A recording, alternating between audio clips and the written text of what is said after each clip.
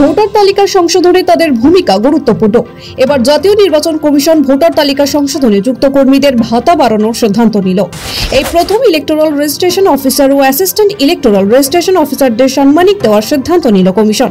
বিহারে ভোটার তালিকা সংশোধন প্রক্রিয়া নিয়ে বিতর্ক বেঁধেছে। এরই মধ্যে বিহারে স্পেশাল ইন্টেনসিভ রিভিশনে যুক্ত বুথ লেভেল অফিসারদের ৬,০০০ টাকা স্পেশাল ইনসেন্টিভ দেওয়ার সিদ্ধান্ত নিল কমিশন।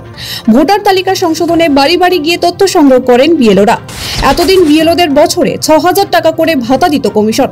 এবার সেটাই দ্বিগুণ করার সিদ্ধান্ত নিল কমিশন। এবার থেকে বছরে ১২,০০০ টাকা ভাতা পাবেন বিএলওরা।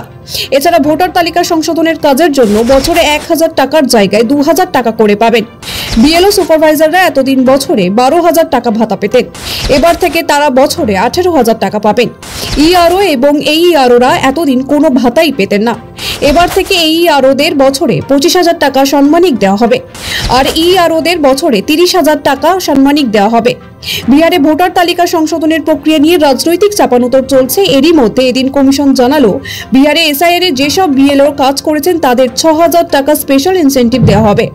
কমিশনের তরফে জানানো হয়েছে, ভোটার তালিকা স্বচ্ছ রাখার কাজে নিরন্তর পরিশ্রম করেন এইসব কর্মীরা, তাই তাদের ভাতা বাড়ানোর সিদ্ধান্ত নেওয়া হলো। এর আগে ২০১৫ সালে এই ভাতা বাড়ানো হয়েছিল, এবার ২০২৫ সালে। ব্যুরো রিপোর্ট, সময়, কলকাতা।